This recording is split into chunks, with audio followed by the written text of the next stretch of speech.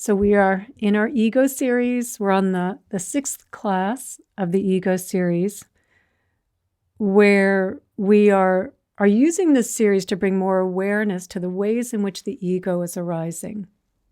That it's arising through our thoughts, that in our thoughts, when we start thinking about what I want something out there, I think that something out there is going to bring me happiness.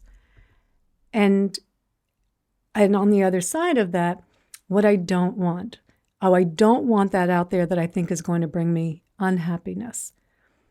And that through these thoughts about what I want, what I don't want, we are so lost in what the story of the ego is telling us, so believing at what it's pointing to, that we never even question how it's making us feel in this moment. We never even question if it's really delivering on what it says it's going to deliver on. And so the ego is the master of disguise. This is the challenge we have with the ego, is that it's just got a million disguises, a million different back doors that it can come in. And it just catches us off guard again and again and again. And this is not to say that the ego is all bad. I'm definitely focusing on all of the ways in which it causes us a great deal of suffering and prevents us from living in reality. The ego is an illusion, a thought-created illusion. It does not exist independently, and it is not who we are. But because we have taken it to be who we are, and because it exaggerates and distorts our perception of reality so much of the time, because we live so much in our thoughts, it creates a great deal of suffering for us. So we're trying to just really see this more clearly, to really understand how the ego keeps arising in ways that catch us off guard and causes us suffering for us and suffering for those around us as well. So while it has all these different, we've looked at some of the characters of the ego. It's judging, it's controlling, it's that need for everyone's validation. Last week, looking at the chasing happiness, the me in the future, being happy.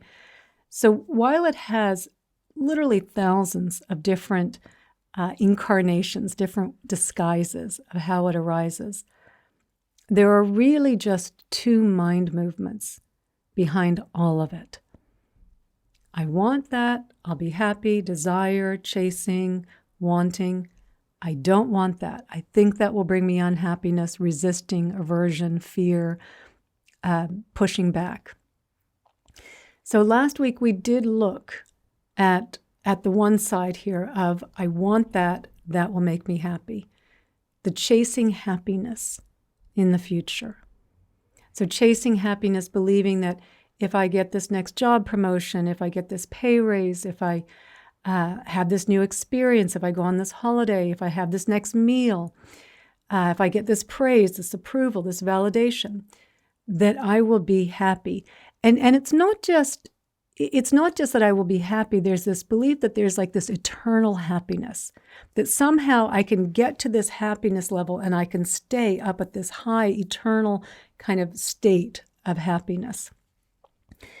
And what we were doing last week by pulling the veil back, pulling the curtains back on this, is really showing how all we're doing when we're chasing happiness is we're on a treadmill, right? And happiness is kind of dangling out there in front of us.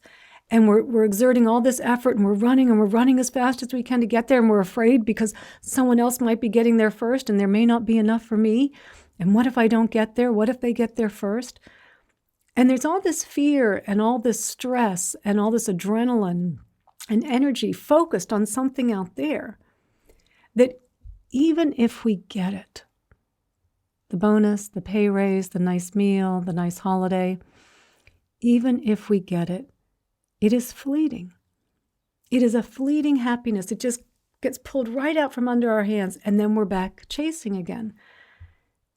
And so I asked us to really look at our experience when we're in that mode. We're getting, we're kind of pursuing something outside of us that we believe is pleasant, right? We think is good. And of course, a lot of these things are pleasant. But when we do it with this grasping mind, this belief that there's a little me in my thoughts that's going to be happy when I get over there, that when we do it from this grasping, clinging mindset, that when we really look at what's happening, what we find is that we do not feel good at all. In fact, we feel a little bit nauseous at times.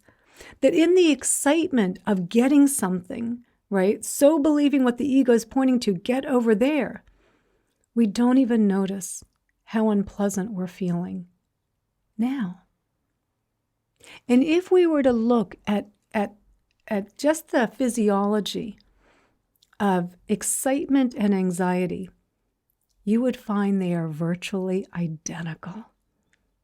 Stress, sweaty palms, heart rate's up. The only difference between these two states is that with anxiety, I am dreading something. I am perceiving it as being negative. And with excitement, I am anticipating something that I perceive as being positive. But when we look into our own experience, what we find is that I do not feel good at all. But I'm so believing in the excitement, the story of what's over there, I don't even notice how I'm feeling in this moment. And we are not going to annihilism here. We're not trying to deny sensual pleasures, the sense pleasures, right? Of course, let's enjoy the nice latte, enjoy the nice holiday, enjoy the nice meal, enjoy the praise, the approval, the sense of getting something accomplished. No problem. Enjoy all of those things. Those are a fun part of life. But without the grasping, without this belief that somehow there's a little me up here that's going to be eternally happy. Because in the grasping of that, and then when it starts to fade, the disappointment that happens, and then the jumping back on the treadmill, all we're doing is repeating a cycle of suffering. So instead, to see like, yeah, it's no problem, work towards the promotion or some goal that you have, something that you want to do. No problem. Enjoy the experience of it. No problem. Do not believe that your happiness is dependent upon it, that your peace of mind is dependent upon it, so that when you get to the completion, when you get the desired object, which again, okay, it's pleasant, when you get the pleasant object or the experience, that you can just appreciate it in this moment. This is nice. It's a fleeting experience. But yeah, it's nice. It's nice to get the approval. It's nice to have the nice meal. It's nice to have the good conditions. But they're fleeting. So not to be on this constant, roller coaster ride with it, but just like enjoying the good conditions and working towards something. Yeah, this is good. I'm enjoying where I am now, and I'm okay when I get to when I get there as well, and I enjoy the sense of accomplishment. Okay, no problem. So it's not to deny our happiness. It's to show us that we're actually not that happy when we're chasing happiness. That in fact, all it is we just keep it out a little bit in front of us. We just keep moving the goalpost, right? If we can't be happy now, don't bother making any plans. You won't be happy when you get there either. So this is one side of the coin, right, of the major mind movement of the ego. I want something outside of me. My happiness is out there. And the other side that we're going to look at today is the resisting, the aversion, the pushing back. I am deeming something to be unpleasant. And I go up into my little thoughts, to my little VR headset, and I imagine there's a little me up there that is potentially getting something it does not want. And I see that little me up there, it's so unhappy because it's getting the big tax bill, it's getting the health problem, it's getting the noisy neighbor, it's getting the, just something that I am perceiving, it's getting the criticism, it's getting the blame, it's getting the non-inclusion, right? It's being excluded. And in some way, there is this thought that I'm pushing back on it and that I'm making this better by pushing back on it. But all we do is spend hours, days, weeks, sometimes our entire lives just lost in this pushing back on that which we think is maybe coming from the future that's going to cause us some unhappiness, or pushing back on something that already happened. Imagining that there's a thread somewhere that I'm going to be able to hold on to, that's going to bring me some type of resolution with what happened. By pushing back, I can somehow rewrite the story. I can find something there that is in fact going to give me some sense of satisfaction. Right? And so we just get lost in the doubt, in the regret, in the anxiety, in the fear, in the shame, in the guilt. All of these ways in which we push back, imagining that somehow I will find happiness on the other side of this. If I could just get this difficult person out of my life, I would be so happy, right? Get one difficult person out pops another one. Oh, if I could just get this difficult person out of my life, then I would be so happy. And then up pops another, right? It's this never ending. So it's not leading us to greater peace, greater happiness, to the end of suffering. It's just putting us in this purgatory of continuous suffering, believing that somehow I'm pushing back on this and that I'm going to find a happier me through the pushing back. And so we have looked at the resisting, the aversion, the pushing back already through this ego series.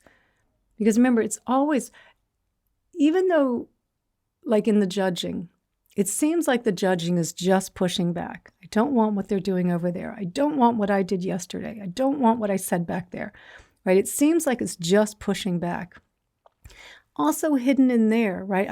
I'm pushing back on what I don't want, implying I would like something else, something that doesn't contain this.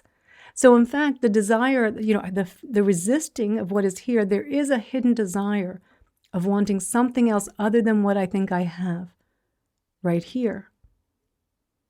And when we looked at the judging a couple weeks ago, what we were doing was looking at the lie that what the ego, the thoughts are pointing to is that if I keep thinking about this person and all their unpleasant qualities because they're doing something I don't like, or if I keep thinking about the things that I'm doing that I did that I don't like, that somehow I'm going to feel safer.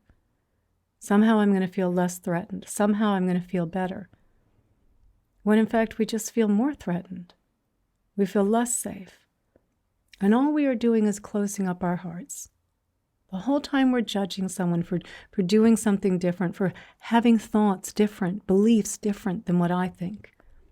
All we are doing is closing our hearts to other people, becoming less compassionate, less empathetic, less kind, less forgiving. Not what we want to be doing. So what the ego was pointing to was a lie. It wasn't bringing us what we want.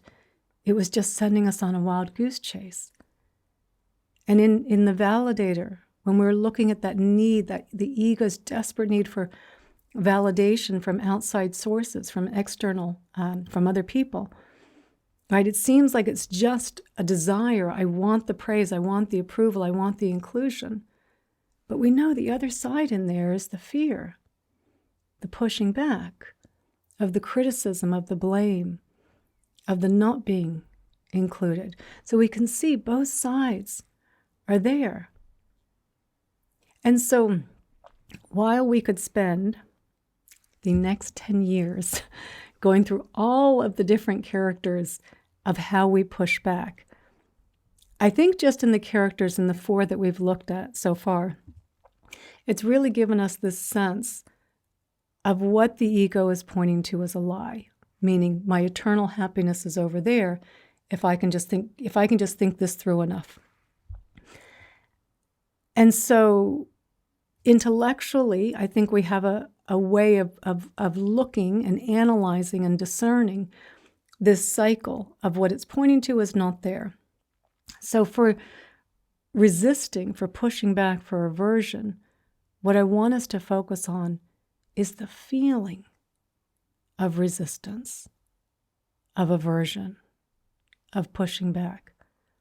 Because while we are always talking in mindfulness throughout this series, right, we want to see what's going on first. We've used the example, I see you, Mara, right? I see you, Mara, disguised as doubt, as fear, or doubt disguised as fear. I see you, Mara, disguised as doubt. I see you, Mara, disguised as fear. I see you, Mara, disguised as fear and criticism, right? I see you, Mara, disguised as judging. I see you clearly. I see what's going on. And in that identification of what's going on, the instructions are then to come into the body and feel it, right? Using some self-compassion, if necessary, to help bring us into the experience. Oh, sweetheart, that hurt. That criticism. Sure, we're not robots. It does hurt, right? It's okay. So, oh, sweetheart, that was challenging. Oh, sweetheart, that was embarrassing, right? To pull us out of the judging ourselves, right? Oh, sweetheart, to bring us into our body to feel. So using the breath and coming in and feeling the experience of resisting. So while this is not a new instruction, I do think we kind of make this misstep in that we identify, I see what's happening here, the chasing, the validation, the judge.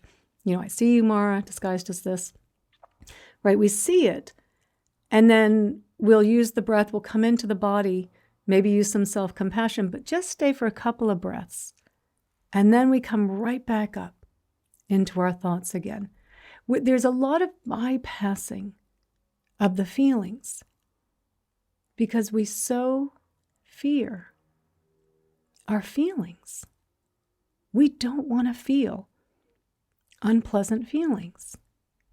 And we have this idea that somehow, and particularly in spirituality, where we think I can bypass having to experience my feelings, I can just see through the illusion of the ego. I can understand kind of how this cycle of suffering, and I can just do it this way without having to feel. But that's just the ego coming in another way, right? You see, I see you judging. I see it, right? But we don't want to come in and feel it. And that's just the ego slipping in another back door. It's just kind of, don't look up. I'm here, but don't feel either. Don't come in and feel this, right? It's just further resistance. It's pushing back again, but we don't notice it. We keep just thinking, no, I shouldn't feel this. I shouldn't come into my body and feel this. That somehow I can just keep pulling myself out without having to experience my feelings. Whatever we resist will persist. We need to come in and feel it. And we have spent our whole lives distracting ourselves from feeling our unpleasant feelings. Right? With the more, right, reaching for our phone, the news, social media, YouTube, Netflix, more information, more knowledge, this book, that book, activities, endless activities. Now I'm learning this, now I'm doing this. All with this way of, if I can just keep busy, if I can just stay a couple beats ahead of it, right? It won't catch me and I won't have to feel those pesky feelings. Numbing ourselves, alcohol, drugs, right? Anything but feeling our unpleasant feelings. And even how we use spirituality to distract ourselves from feeling our unpleasant feelings. That when we're experiencing something, that sense of doubt, that sense of being unworthy, unlovable, which is characteristic of the ego, right? When we feel that, and we're so, the story's terrifying us. We're all bundled up just kind of all tightened up. Inside, we're a bundle of nerves. And instead of coming in and feeling, we'll reach for a Dharma talk, right? Oh, maybe that'll make me feel better. And on the scale of things we could reach for, I will say that the Dharma talk is one of the more skillful things. And hopefully maybe on that Dharma talk, then you get pointed to the fact of you've got to feel this.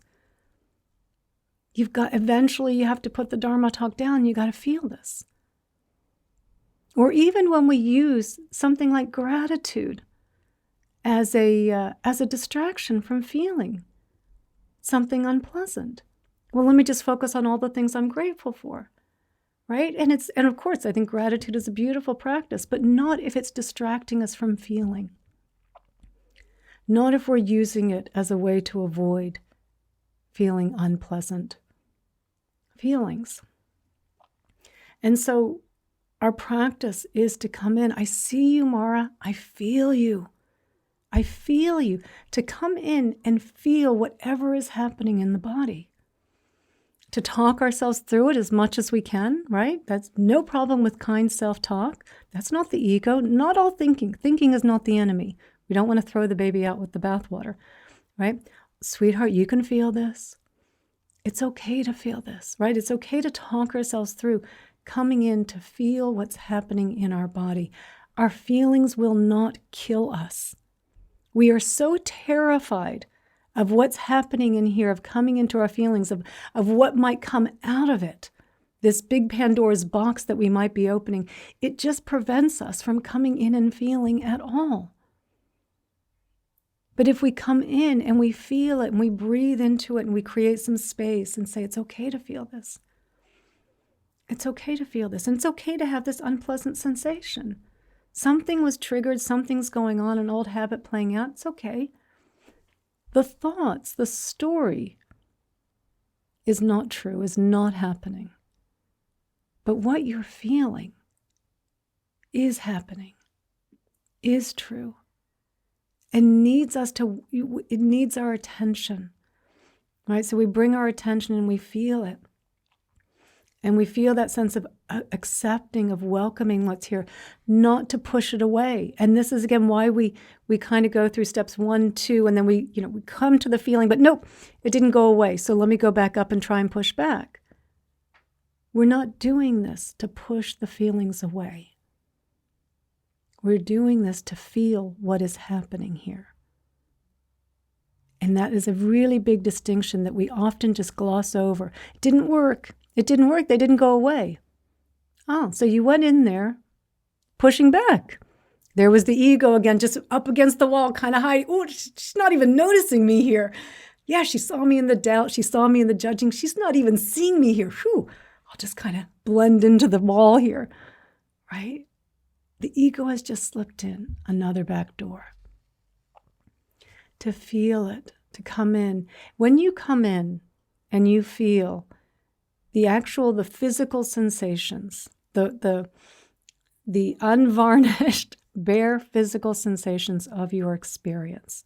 Not the story. The story is terrifying. The story is a nightmare. When you come in and feel in your body, it's unpleasant. It's unpleasant. But it's just unpleasant. And the more that you breathe, kind of in even just opening up, creating space, and allowing what is here to be here, the more that you do that, the more relaxed you are mentally around it. Yes, it goes from maybe a level 10 to maybe a 6 on the pain scale, 1 to 10 of pain, right? Just by taking the story out, because most of the terror is in the story of believing there's a little me up here that can't handle this anymore. The little me of how am I going to handle this in 10 minutes, in 20 minutes, in 30 minutes? It's never going to change. That's what's terrorizing us. But we come in and we feel it in this moment. And we allow it to be, and we accept it. This is what's here. It needs our kindness. It needs our attention. It needs some space to exist. And if we can even just get those 10 breaths, those 10 welcoming breaths, allowing what's here to be here. We do take the intensity down of what it is that we're experiencing, enough to a point where we're out of the trance, the fear, the kind of fear, the paralyzing fear that can come along in our unpleasant emotions, because now we're just with the feeling. We're just with the feeling, right? An emotion is a thought plus a feeling. And so we've taken the thought out, we've taken the story out, and we just come in and we feel what it is that's happening. And every time we do that, every time we come in and we're able to be with our unpleasant feelings, then we free ourselves from the illusion of the ego. The jig is really up.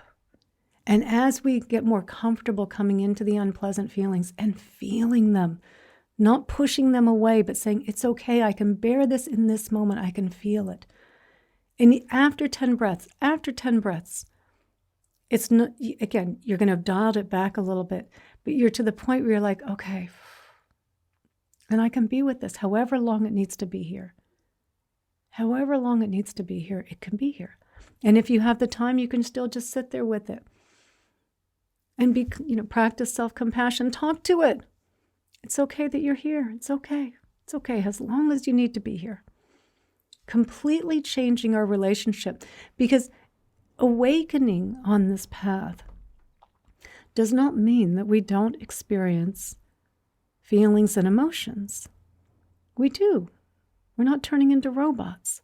We still experience things. But the more that you see the doubt, I see you doubt, and you see that wave, that feeling. We all know that feeling, that the fear that's coming on with the doubt. And you go, here it is. And you drop in and you feel it, really feeling it, not pushing it away. Every time you do that, it loses its intensity. And then you just see, here it is. I know exactly what to do. I can be here with it. I can be here with it with kindness, with all my attention, not pushing it away, allowing it to be here. And it loses its, the fear has a less of an impact on us. Because we fear what we don't know. And the more that we can come into our experience and fully know it in this moment, the less overwhelming it is for us. And so we want to feel this. We want to feel this, like really say to yourself, I feel you, Mara. I feel you, Mara. Like a Southern Baptist, minister. I feel you, Mara. I feel you, right? Really come into it. It's okay. You're here, right? Feel what is here. Lie down on the floor and say, give me all you got. It will not kill us. Your feelings will not kill you. We so fear opening this Pandora's box. We're going to unleash this Pandora's box. And as a disclaimer, of course, with deep trauma, this should be done with a therapist. It should be done with someone that a good therapist will guide you into feeling what you're feeling and be there to support you the entire time, right? So of course, if it's deep trauma, we might need the help of a therapist. If it's not deep trauma, if it's just kind of the everyday trauma of our ego, just keep coming in and feeling it, just noticing just disappointment. Here, I see you, disappointment. I feel you, disappointment, right? 60 to 90 seconds is all it takes for that neurochemistry to rebalance on disappointment, right? The more intense emotions takes longer than 60 to 90 seconds, but all these little things, all these little moments, right? Just the delays, the traffic, you're on hold with customer service, all these little things which are a normal part of life. Everyone experiences them, that we get so lost in the story of pushing back. I'm the only one that's on hold with customer service. You and 10 million other people, right? But you might be the only one practicing self-compassion. Well, sweetheart, this is tough. I feel you. I feel the dissatisfaction of customer service, right? Come in and feel it. Breathe into it. Be with it. To come out of the illusion of separateness, the illusion of suffering. We're not having to lie on a bed of nails. We're just on hold, right? We make this into this enormous story of how I'm a victim, and this is such a nightmare. It's like, yeah, it's unpleasant. It's definitely, sitting around having a nice latte, getting a pedicure, sure, much nicer, no problem. And yet, anytime we are willing to come back into the present moment, to feel what's happening, to come in and accept it, what we find is the peace that is always here. Because the peace that we are really seeking is the absence of grasping, of craving, of clinging, of pushing back. It is the absence of those things. It's being here, even in our unpleasant emotions when we stop pushing back on them. we can be here and experience them in this moment and feel the peace that is always right here.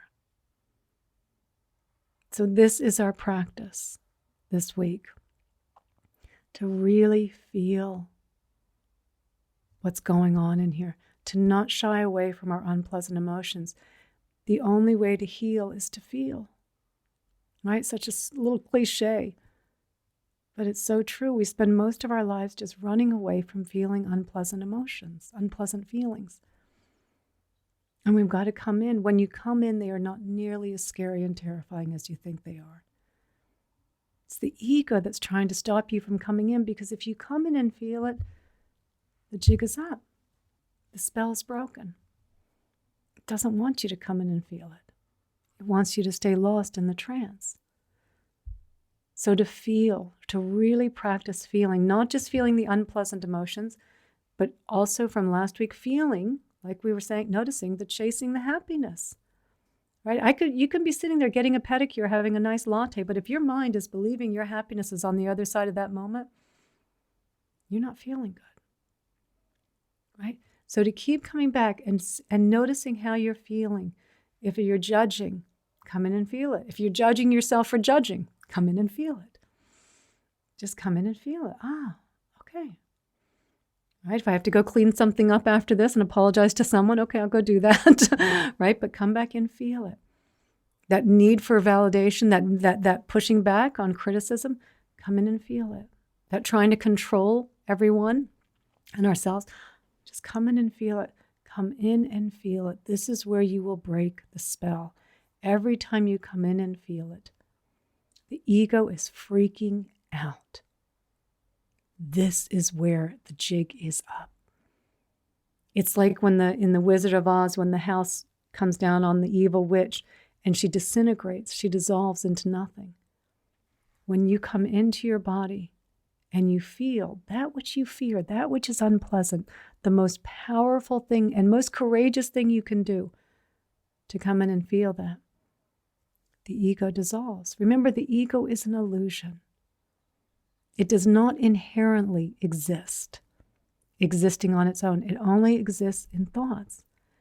And that's not to say that every now and then it comes across with a decent thought, right? Even a clock is right twice a day, right? A broken clock, is right twice a day. Every now and then the ego comes in with something valuable for us. It's not all bad. But we have taken everything that it says to be true.